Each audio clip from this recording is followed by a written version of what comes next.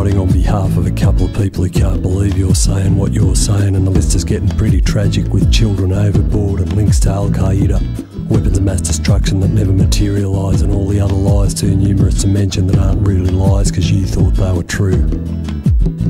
So you're a perfect example of how good intentions can easily have horrible consequences. You said you made a decision based on the information you had before you at the time, but the world needs people who aren't dependent on the information fantasy.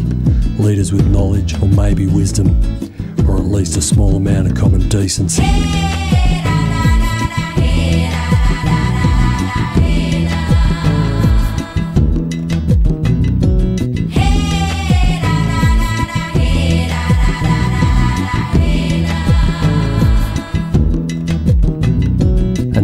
Sudden the death penalty's fine as long as it's only for Muslim extremists because they're behaving inhumanely anyway.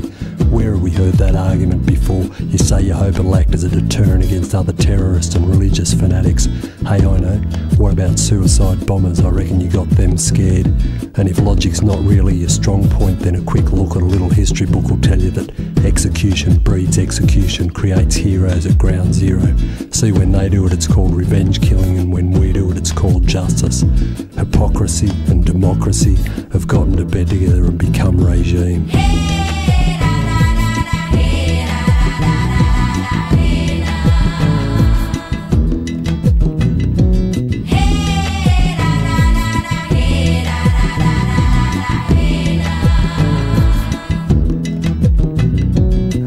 You won't be offended because even this song is inclusive of GST that you can use to send our brothers to kill their brothers overseas, and leave the sisters to deal with the tragedy, bury the children, be raped by soldiers, get on a boat and apply for asylum and get locked up in Australia as a refugee. The refugee, refugee, refugee.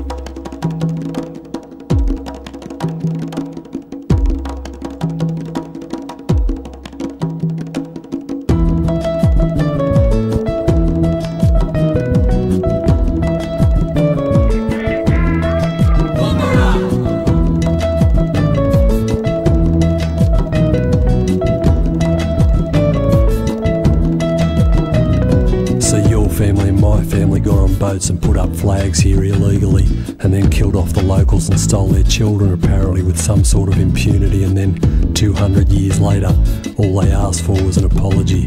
But you don't see the connection, and mate, that's what's wrong with your psychology.